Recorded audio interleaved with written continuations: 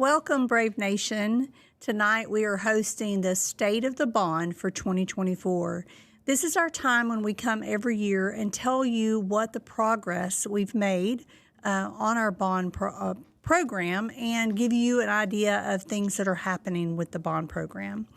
Whenever we were in the midst of the bond campaign, one of the things that we promised all of our community is that every year, in an effort to be as transparent as possible, we would give an update into everything that has happened that year with our bond and what things are coming up and things that we're going to be doing with our bond. I'm going to go through a presentation tonight. It's quite lengthy and has a lot of information in it, and I'm going to go through it as quickly as possible while still giving as much information as I can. While I'm going through that presentation, if you have any questions, if you would just submit those in the chat, then at the end of the presentation, we're going to address all of the emails that come in. If you're not comfortable putting it in the chat, you can also email us at info@communityisd.org. We will have an on-demand version available immediately after this broadcast. So if you're not able to watch the whole thing live, you can always go back and watch the on-demand version. So let's get started with why we needed a bond. What we're talking about tonight is the 2022 bond that was passed by our community. When we first started looking at what was the purpose of this bond, why would we need to go out for a bond, what we were looking at is that we would have at least 7,500 new homes in our district by 26-27. And we would also have overcapacity at all of our campuses in the district at that time. We were also looking to have at least 6,000 students by 2026-27. And so we knew that there was a need for us to get ahead of that growth as much as possible. And so we went out to our community to ask for an approval of a bond program so we could start to build facilities to meet the needs of all of our students. So what was proposed in that bond? There were actually 3 propositions in the bond. There was $595 million in Proposition A that included the things that you see now on the screen. All of our campuses, renovations to current campuses, a new ag facility, a new administration building, support facilities additions, and then also the purchase of some land and paying a project manager to oversee this bond project. Proposition B was $19 million. That was for stadium upgrades and press box and those kind of things. Proposition C was $35 million for a multi-purpose indoor facility. When we went out for that election in May of 2022, Proposition A was $974 for the proposition and $641 against. So Prop A passed. Prop B and Prop C did not pass. And so we are moving forward with Prop A, which was the $595 million proposal, and that is what we are using to build the campuses that we need to build for all of our incoming students. Just real quick, a quick reminder of how school finance works. All of our money doesn't go into one pot in school business. We have 2 different buckets of money that we use to run the district. One is the M&O, or the Maintenance and Operations bucket. That's our day-to-day operations. Approximately 75 to 80% of that budget goes to salaries for our teachers and staff. This is where we have one portion of our taxable values that come into play, our tax rate, but also money from the state comes to help fund the M&O side of our budget. The other side of our budget is the I&S that we refer to. It means interest and sinking.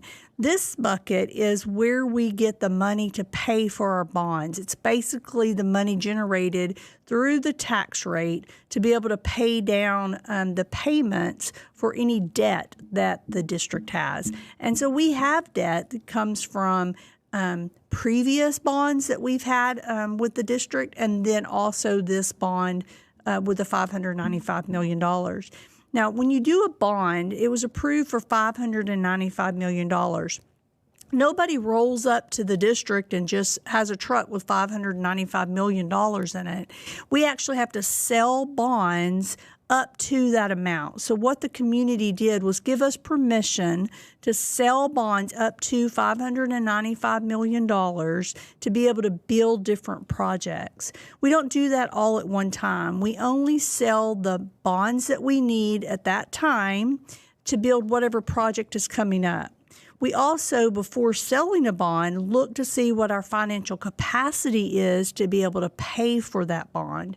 So we never go out for a bond that we don't have the financial capacity to pay for. And so that will kind of explain a little bit more as we move forward, but we haven't sold $595 million of those bonds yet, but we're slowly selling different bonds to purchase or to build the different projects that are in those bond programs. So who sets Community ISD's tax rate? That's something that we talked a lot about when we were in this bond campaign. You talked about M&O and INS. The M&O rate used to be set by the school board, and they had a lot of authority in setting that rate. However, now the Texas Education Agency has come in and compressed that rate and gives the board a minimum rate that they can use on the M&O side. So TEA basically sets the M&O rate for school districts. The INS rate is set by the debt load, or how much debt the school district has. It's capped at 50 cents per $100 of evaluation. And so we as a district are already at that 50-cent cap. So that 50 cents has been that same 50 cents for several years. Before we went out for this bond, that 50-cent rate was already established. So we weren't increasing the rate when we went out with this bond. We were increasing the debt. We were going to be in debt for a longer period of time, but we didn't increase the rate. A lot of people get confused on the rates versus the valuations, or the valuation of your home. That amount is set by our appraisal district for each of the counties, and so they decide what your value is of your home, and then that value is multiplied by the rate that is set by the school district or by TEA. So Community ISD's INS rate is capped at that 50 cents and will remain at that 50 cents, and the way we generate more money off of that 50 cents is by the addition of new homes, new businesses within the district to help generate more money to pay on that debt. This is some information about what the annual starts of houses that we're seeing across the district. We actually are seeing some high numbers of starts in our housing development. In our elementary zone, you can see we have our 5 elementaries listed on this chart that's on the screen now, and it shows you what those annual starts are looking like. It also shows you some quarterly starts across there, how many houses are under construction. Really want to call your attention to the very last column, though. If you'll see there that future lots for each of those campuses is quite impressive. And we're looking at a grand total of 10,000 additional lots that we're looking to come into our community, which will be new houses in our district. This is an overview of our district. It shows you where all of our elementary campuses are located. You can see those across the district with our district lines. And then you can see that we have 27 actively building subdivisions within our district. So we have future subdivisions that are also coming within our district. We have groundwork underway on 1,800 lots in the district, and we had 197 lots delivered during the first quarter of this year. We also had a record-breaking 508 house starts during the first quarter, which is a record for Community ISD. Even during the 2021 school year, when we had a record 22% increase in properties, we still did not see 508 homes started during that first quarter. So we're expecting this year to be a record year for the district in the number of homes that are developed and opened and sold during the school year. This is on the, we work with the demographer every year. We get quarterly reports from our demographer. We work with them to look and see how fast different housing projects are coming along within the district and how that's impacting different campuses within the district. So what's on the screen right now is a 10-year forecast developed by our demographer, and this shows you what the capacity, first column, there's the capacity of those buildings, where we were in the fall, what they're predicting for this year, and then across for 10 years. So the very, almost to the bottom, you'll see those district totals. So they're predicting that during this year, by October, these numbers are all projected for our snapshot date, which is at the end of October. So for this year, we were projected to be at 5,224 students by the end of October. If you've been listening to any of our podcasts or seen any of our posts, you know that we have already exceeded that projection in September. So we are expecting to exceed multiple projections, both across the district at the different campuses and overall for the district. If you look across for 10 years, you can see that by 2031-32, we are projected to be over 10,000 students in the district. And as you look up at those different campuses, you can see where it starts to hit the yellow highlight. You'll notice that that is when those campuses become over capacity for the building that they are currently in. And the thing that I'll make note of immediately is that our high school is already over capacity for its the current building. We did add on to that new high school already one time. It was actually completed my first year here. It was done with a previous bond. And they added on one section of classrooms. And so we are now in need of looking at the next addition to the high school to get us up to where we need to be to have the capacity for all the students we have on the high school campus. So let's just talk just a second about the completed projects that we've had in the district. We refer to this, of course, of our May 22 bond. We've had lots of projects already completed, and we have lots of projects still to go. So we'll start talking first about Dodson Elementary. This was the first completed campus for this bond. Roderick Elementary was part of the previous bond, and it was just getting completed when we went out for this bond. And so Dodson was the first elementary that was completed. It does have a capacity of 750 students. It's pre-K through 5th grade. It is named after one of our former educators here, Mary Lou Dodson. Wonderful lady and a wonderful family, had a great impact on our district. We opened this building on August the 7th of 2023. Beautiful building. We have some wonderful students over there at Dodson. Dr. Crawford is the principal of that campus. This is another picture of that campus, kind of show you a little bit of what that looks like. We have modeled the same design on the elementary campuses that we have opened. We tweaked a few little things here and there as we learned things about the building and being in that building for a year, but we have saved on design fees and paying for that new architectural fee to be able to repeat some of these designs. We also like the idea of it having that community look and feel and being similar across the district. This is the front of that building, and we've got our Traits of the Brave across the front in the glass. Beautiful building, and we have lots of drop-off and bus pickup and drop-off areas so we can make decisions that are best for the campus each year. Our second thing that we'll talk about is just the completed projects on some renovations that we did.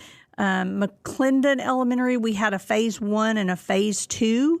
We actually added, with our new campuses, we had built storm shelters within those new campuses, and so we wanted to have that same safety element at those existing campuses. So we went back and we added on to McClendon Elementary and to Neesmith Elementary and added a storm shelter, which expanded the capacity of those campuses.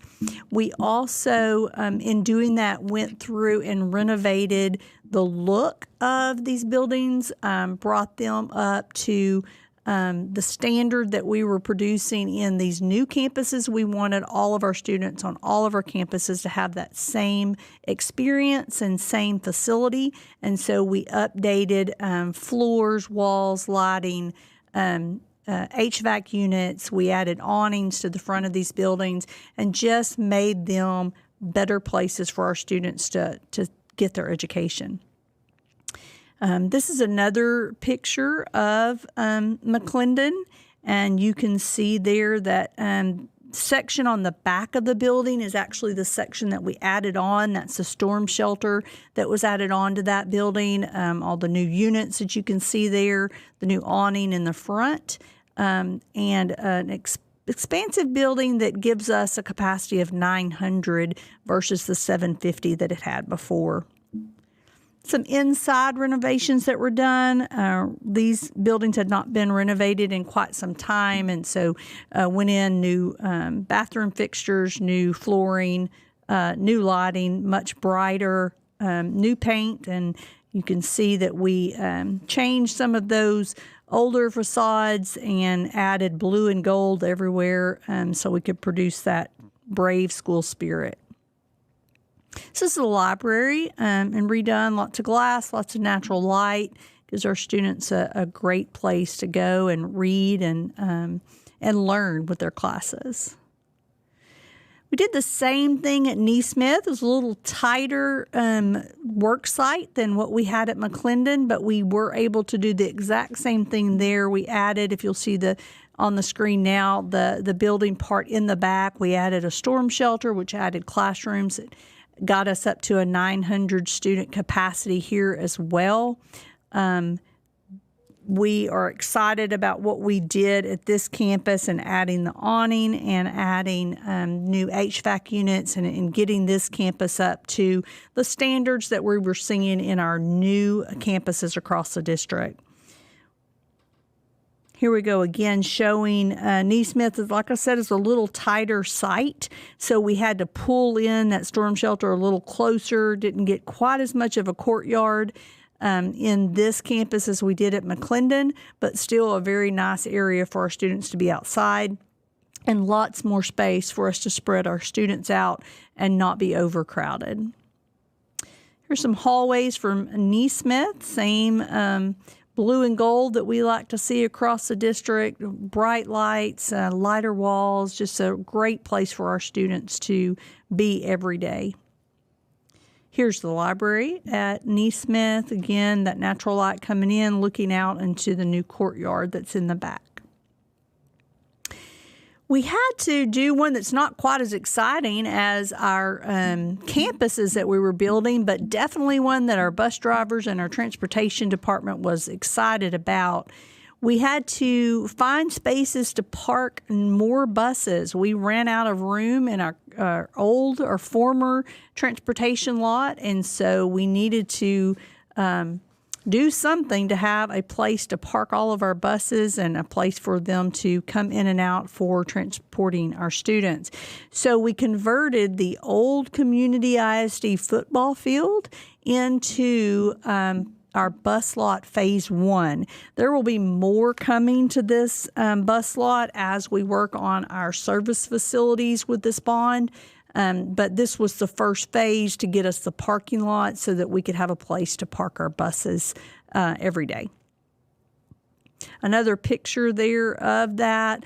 This is not all of our buses, and when all of our buses are there, it pretty much fills up the top portion, and then our white fleet fills up most of that bottom portion of this. We were able to save a little bit of money with this lot and using the existing football lights that were there. We've had to tweak that a little bit on ones that we were using, but we were able to utilize some of the utilities that were already in this area. In addition to that, you'll now see that new road. We refer to that as the McClendon Road, which is the drop-off and pickup area that goes around to the McClendon campus. We completed the Community Trails Middle School. This is one of our campuses that opened this year. We're super excited about this.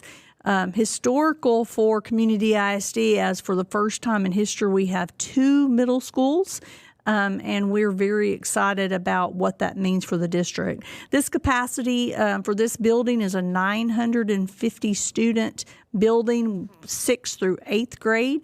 It's located just next to Dodson Elementary in the Lavon area. Excited about what it offers our students. It is a 2-story building. It does have competition gym, practice gym, weight room, a football field, a practice baseball, softball area, and some wonderful academic space for our middle school teachers.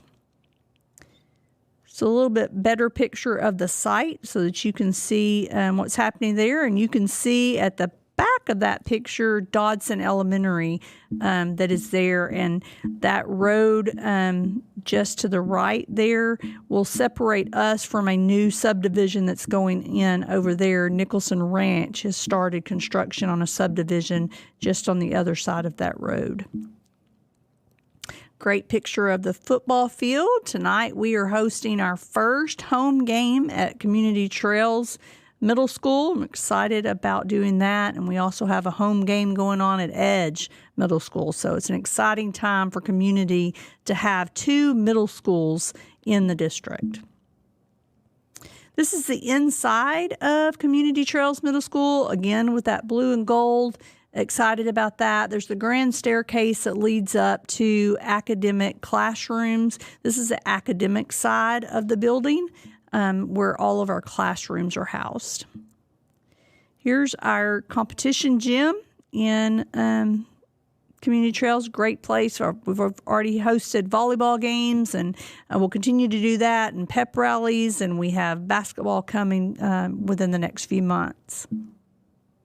Here's our library. This was taken before we had all of our books in the library. Now that is full with books. This is on the 2nd story, just out of the glass that you're seeing that overlooks the grand staircase that we saw in the first picture. Another building that was completed this year that we've moved into was our 5th elementary campus. So we now have 5 elementaries in the district. Ellis Elementary was opened in Josephine, just between Main Street and Greenville. It is a capacity of 750 and houses pre-K through 5th grade.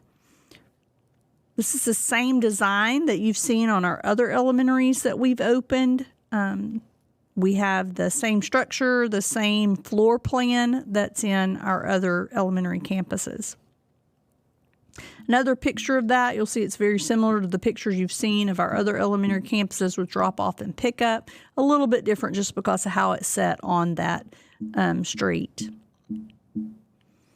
Here's from the back. You can see the playground areas. If you look just north of that, you'll see a lot of land. That's actually Community ISD property as well, and where our 3rd middle school will be located when we build that. Community Creek Middle School will be located just north of Ellis Elementary. So let's talk about what's under construction. Those are the things that we've completed. We do have a couple of projects that are under construction. And so actually just one, we'll talk about that one, and then one that's about to get started. So under construction right now for the district is the Community Trails concession stand and restroom building. That did not get completed before this year, but we wanted to get our kids in there and get them into the the classrooms and into the building. We do have some temporary restrooms and concessions at that football field, but we will be completing this concession stand restroom area, and that should be finished by spring of 2025. So we're excited about continuing with that construction, getting that completed so that we can serve that area that's over at that new football field at Community Trails. Just some pictures of the rendering of what that concession stand will look like. It's not there yet, but we will be starting that construction very soon. What land did we buy? We've had a lot of questions about how we obtain the land that we have to build these buildings on. How did we start these campuses? And so it was a process of getting the land. We knew that we had to have lots of acreage to be able to build these new buildings. And so in the bond, we did have plans for part of that money to go to purchasing land. And then we also had some donated sites that have come to the district. So the first one we'll talk about is Ellavon.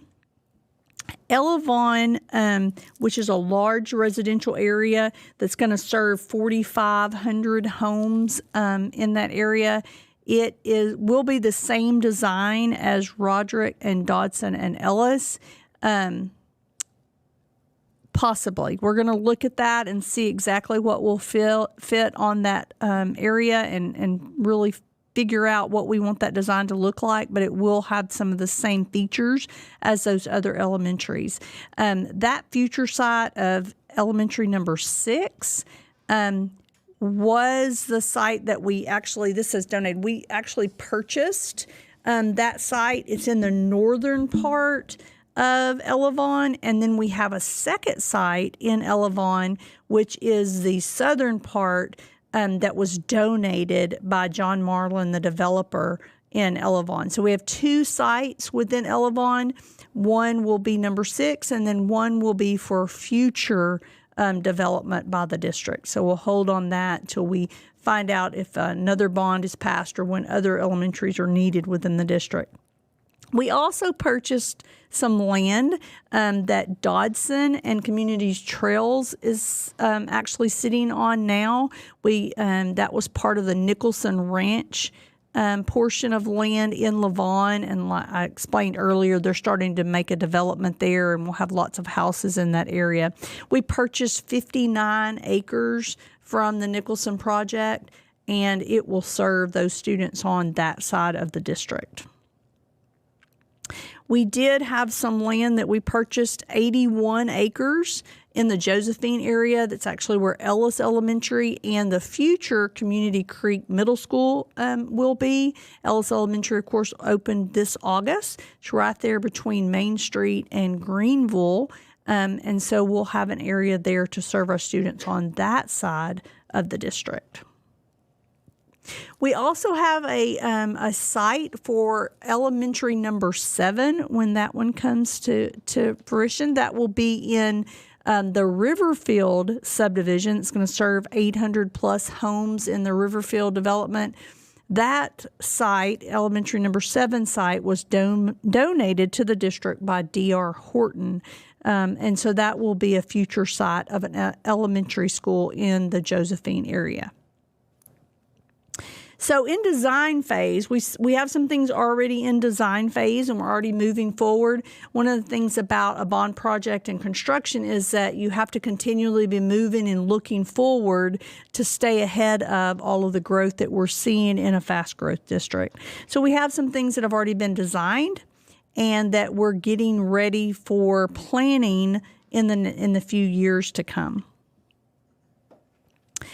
The thing that's going to come in the most, I guess, the soonest for the district will be a new ag barn. This was something that was in the bond proposal and approved by our community that we needed to build a new ag facility. And so the new ag barn is the next project that we will be beginning We are in the design phase, looking back over that. We're to the last part of the design phase. We really have a final design, but we're going back and tweaking at that and looking to make sure it has everything that we need to move forward. It will double the size of our current ag barn.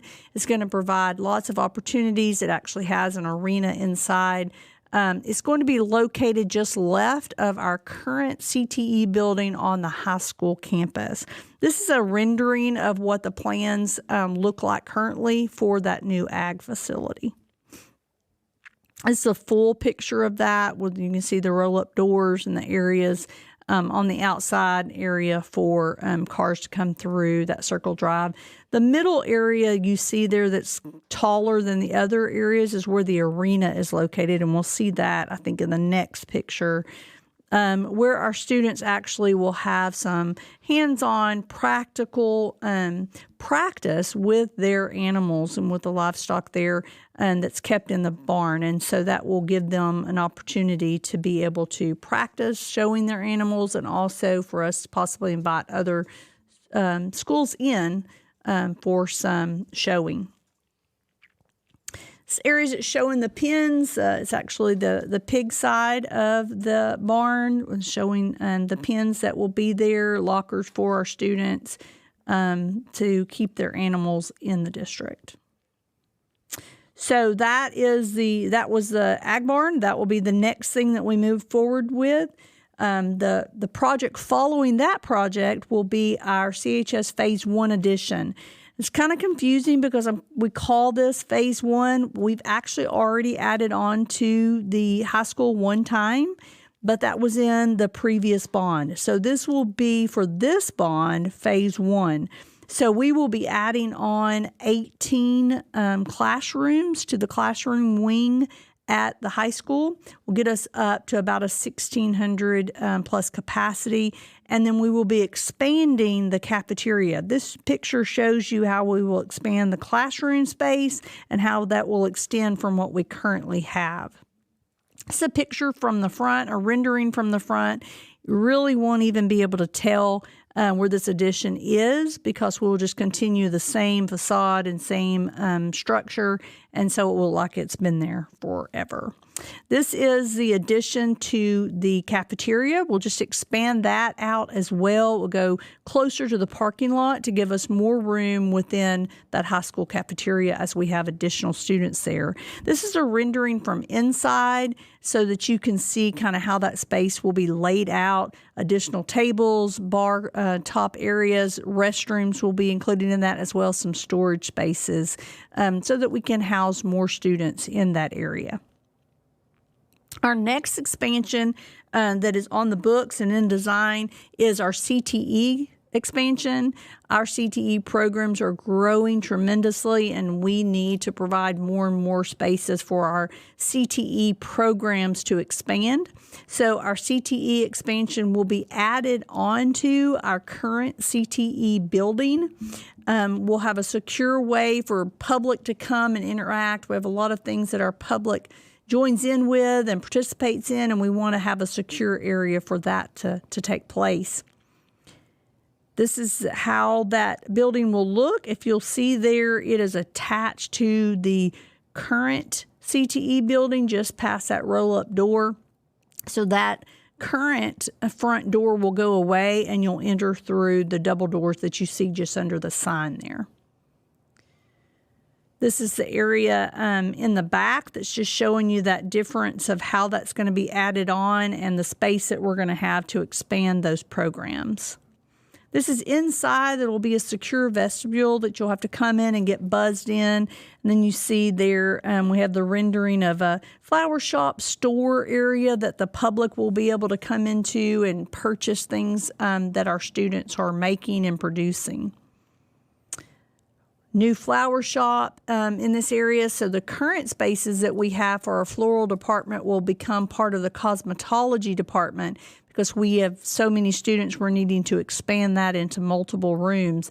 So the current space will become part of cosmetology, and our cosmetology area will move over into the expansion. The other design phase building is our new administration building. Our current administration is in the Terry Pope Administration Building and the old Ellis Building. We have moved out of portable buildings and are now in some area where students used to be, but we're making do with some classroom space. And so this new building will be located on the former Little League baseball fields. In that area, it's going to provide meeting spaces as well as office spaces for our central administration. It's a picture of that building. You will notice that it still has that same look, that same outside area, so that it blends in and you really notice when you're at a community ISD building. This is an overall look at that building, an aerial look at what that will look like. Again, these are just renderings from our architects on what this building will look like as it is placed on that area. This is inside a rendering of what the school board room will look like. All of that furniture will be made portable, movable, and so we'll be able to use this space for other large meetings or trainings or things that are needed within the district. There will be several conference rooms. This is the executive board room where the board will meet during executive session. But there are several areas in this building where conferences can be held and trainings can be held for our staff members. Here's some of the offices. We're utilizing workstations and cubicles to make the most of the space instead of individualized offices throughout the building. So this is an area for our curriculum department and how they will be housed in this area. This is an outside hallway view, just how, again, we're trying to utilize as much space and not building as many individualized offices, but creating workstations, cubicle areas for our staff. So future projects, that was things that were in design, things that were in construction, and things that we've built. We also have future projects to get through everything that this community approved in that $595 million bond. We have future projects that are coming as the growth comes and as our capacity continues to increase. We have elementary number 6 that will be in Elevon. We have elementary number 7 that will be in Riverfield. We have Community Creek Middle School that will be in Josephine. We have our service building that will include our transportation, child nutrition, technology, those kind of things that will be in that service building. We have our Edge Middle School expansion. One of the things that we want to do at our Edge building is to add on a storm shelter and to expand to get us a little bit more capacity in Edge Middle School. We have our bus lot phase 2, and then we have our community high school phase 2, which will include an expansion of the gym and additional classrooms there as well. So this is a little look at what we've already sold and what we have coming. So July 2022, you can see there how each of those colors represents a time that we've sold a bond. As of September of 23, we had sold $239.5 million out of the $595 million. And so we will continue to keep up with that and update you on how those bonds are sold. One of the things that you can see from this is that while we have built a lot, we are just about halfway through. We still have about half of this bond to continue on with and things to continue to build for our district. We are looking to have a bond sale just in the next couple of months. We are planning on selling the next bond for that ag building, and so we are working with our financial advisor, Live Oak Public Financial Services, who will help us to make sure that we are not overextending the district. One of the things that I promised as we talked about this bond when we were working on it was that we would not sell a bond if we did not have the financial capacity to pay for it. And so we're being very cautious. I would love for us to have the $595 million and for us to just go out and build everything that we said we needed to build, but we don't want to get the district in a situation where we can't pay those payments. And so as our property values increase, as we get more and more property value within the district, then we're able to get more things done by selling bonds because we have more taxable value, which produces more tax money coming in for us to pay the debt on those bonds.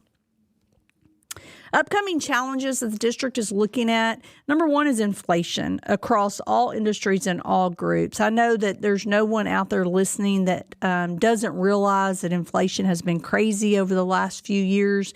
When we went out for this bond, we thought we were being really aggressive in planning an 8% a year inflation rate. And we have seen that soar above that. And so we are being challenged with making sure that we can produce what we wanted to produce with the money that we are going to get from selling the bonds. And so there is a little bit of a squeeze in some areas because of the inflation that we've seen in construction cost and just materials cost in general. The other challenge that we're having is homestead exemptions. Homestead exemptions, I'm a homeowner in this district, and I can tell you that personally getting that exemption was pleasing to me and in my home.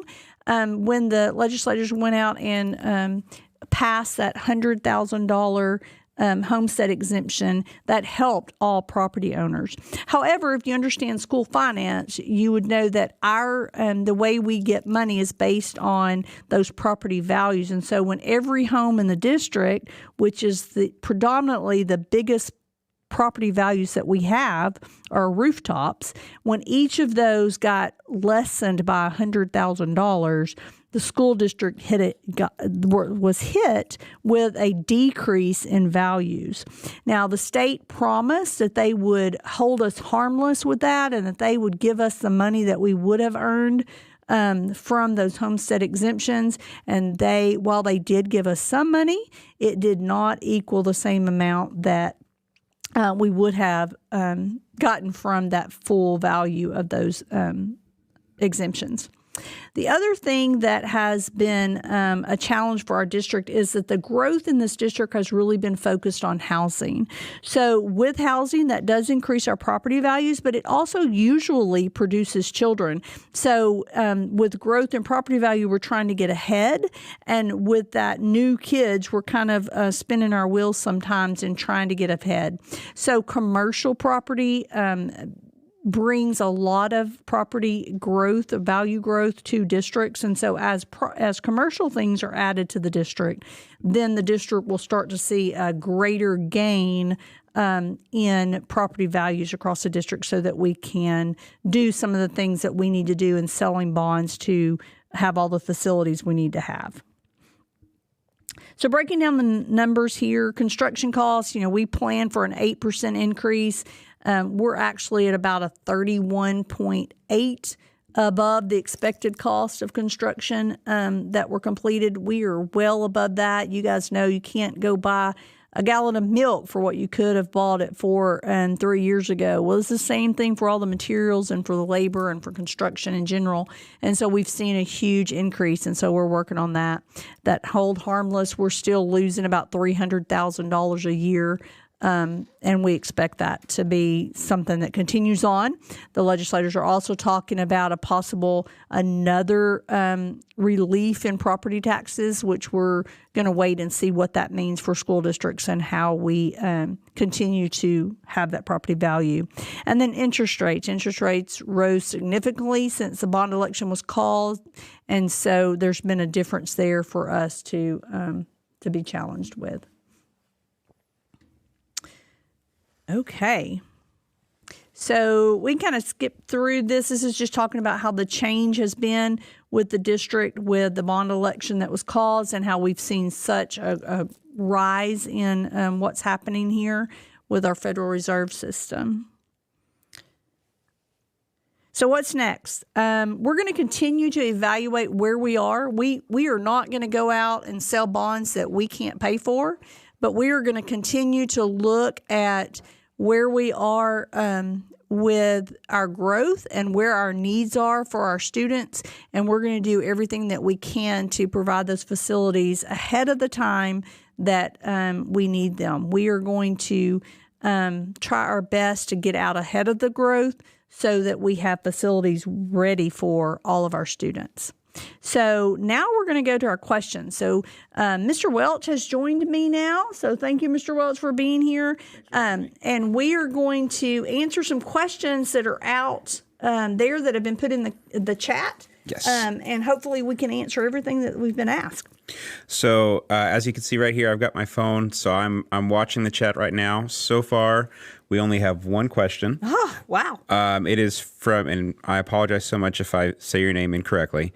It is from Serenma Reyes, who asks, are we planning on making a stadium for the high school? Which we covered a little bit on that graphic, but if you want to talk some more about that. So I'll talk to you a little bit about that. So we, one of the things we went out for in Proposition B and C were athletic facilities. In upgrades to our stadium, that did not pass. So that is still on the table. We know that we as a district feel like we need a stadium.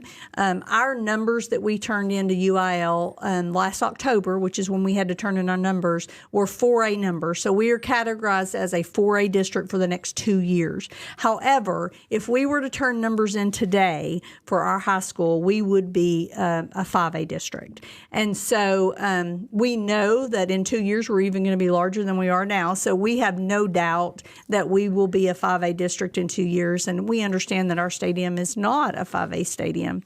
And so the board is discussing how we do that. What will have to happen for us to do that is we'll have to go out for a new bond. We can't use any of the money that's already been approved for a stadium. So we have to provide the things that have already been approved with the money that has already been approved, but we'll have to go out for a new bond to be able to provide that. So we do think that's coming. However, just like I talked about not selling bonds that we don't have the capacity to pay for. We don't want to go out for it if we don't have the capacity to pay the bill for that. So yes, it is on the table. We are discussing it. We've actually started looking at what that might look like.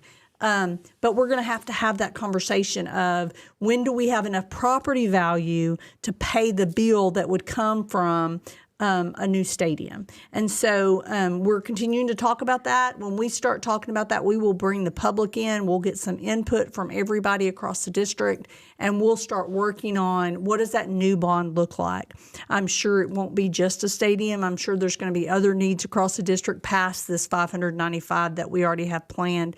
This bond only goes through that 3rd middle school and that 7th elementary. Based on the numbers our demographer is showing us, we're going to need more elementaries, more middle schools, and more space for our high school students as well. And so those are discussions that are going to have to be made over the next year to 2 years so that we know how we plan for additional bonds. We do have one more question. This is from Lacey Korsberg. Thank you for your question, Lacey, and for your question, Serenma. This question says, when you were talking about elementary school number 6 in Elevon, you mentioned a second campus in Elevon. Mm-hmm. Will that be another completely separate elementary school campus or an addition? And how is that happening? Okay, so we have 2 sites in Elevon, one that was donated and one that we purchased. There's one in the northern part of Elevon and there's one in the southern part of Elevon. And so one of them is for elementary number 6, which will be the next elementary that we build. And then 7, of course, will be back in Josephine and Riverfield. That additional site that we have there will be for a future bond. We don't have the money within this bond nor the public's approval to build a elementary number 8. However, we know that an elementary number 8 will be necessary in the next few years. And so we wanted to secure that land when we could to be able to have that second site. So there will actually be 2 completely separate elementary campuses within Elevon. And if once Elevon is built out, that there are 4,500 homes planned for Elevon, it will fill up both of those campuses just within that neighborhood. Yeah, I think you said when we were looking at passing this bond that we average about half a kid for every house. 0.6. Yeah. So if you do the math on that, 4,500 homes times 0.6, that's well over 2,000 kids. Right. So yeah, it definitely fills the campus. We're going to fill 2 campuses easily. That area alone will be able to fill a middle school by itself Yes. too. So as we look at these developments, it's all about which development happens first and which one happens so fast. And that's the thing with attendance zones, which is so controversial, is that we have to watch and see which development builds faster than the other one to know how to draw the lines to know where our kids need to be. Absolutely. We do have 2 more questions. Okay. So they're starting to roll in. Good. President Pendle from the board, Okay. he's watching tonight. He asked if you can go into some more specifics about how inflation has impacted the bond. Okay.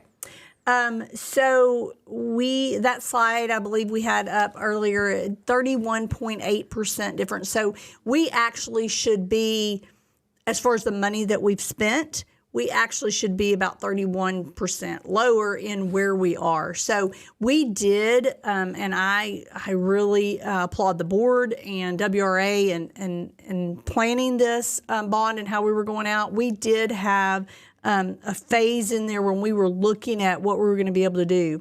Currently, as we look at what we will be able to do, while we are having to pay more for the buildings than we thought we would be able to, there was a phase 3 to the high school that was planned. That phase 3 money has dwindled quite a bit because we are having to spend more on these other buildings than we thought we would have to.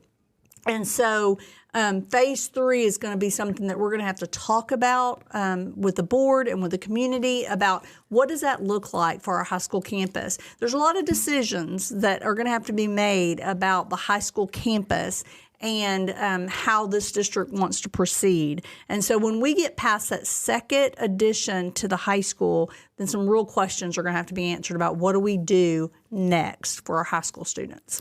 And I think that leads us right into the next question from Daniela Gonzalez. First, thank you, President Pendle, for your question. Daniela Gonzalez said, when will we see a new high school? Okay. That is going to be a question the board has already started to talk about. That will be not something that will be decided overnight. That's going to be a long process. We don't need a new high school tomorrow, nor do we need one next year. We're going to have to make a decision as a district, a whole district, including the public's opinion, in whether Community ISD is a one high school town or whether there are multiple high schools in this district. And so as that question begins to get put out there, we're going to have to start talking about that this year. And start talking about that with the public, because we need to decide it will impact how we add on to our current high school. If we're going to be a one high school town, then the way we add on to that will be different, and we will do some more expansions and plan more expansions there. If it's going to be multiple high schools, then you, as a district and community, will have to decide how big do you want your high schools to be. Do you want them to be 4A or 5A or 6A high schools? And then that will determine how you construct them and how much capacity you build them to be. So that is a great question. We've kind of tried to avoid that question for a couple of years, but we're getting to the point now where we're going to have to plan for that. The growth is coming. It's not slowing down. And so we're going to have to start having some real hard conversations with our whole public in what does this community want to be. Well, that I think covers the other question we got about the high school, which was from Cody Christensen. Thank you for the depth of the bond coverage. And do you see community growing to need a second high school? I think we covered that there. At the moment, I do not see any other questions. I think we can give it one more minute if you want to get in a last second question. But I think we've had a lot of participation tonight. I currently see 38 people watching right now. So. Great.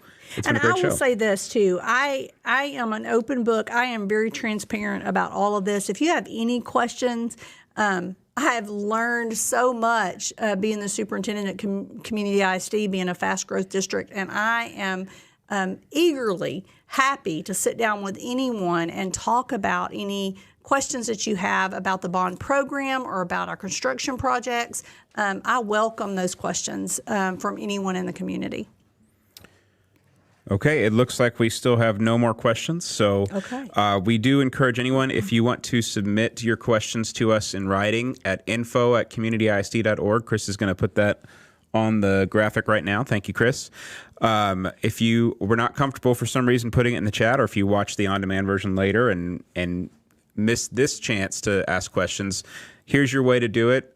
Just send an email to this address, and we will be sure to take it to Dr. Knowlton, who will be sure to get back to you with the answer. Absolutely. And I would just like to say again, thank you to those of you that hung in there. This was a lot of information, a long presentation. And so thank you for being interested in Community ISD. Thank you for giving up your time to learn more about Community ISD. We hope that we're going to hear your voice and you're going to participate as we go out to the community and hear what our community wants in our buildings and our building projects. So thank you so much for being here tonight.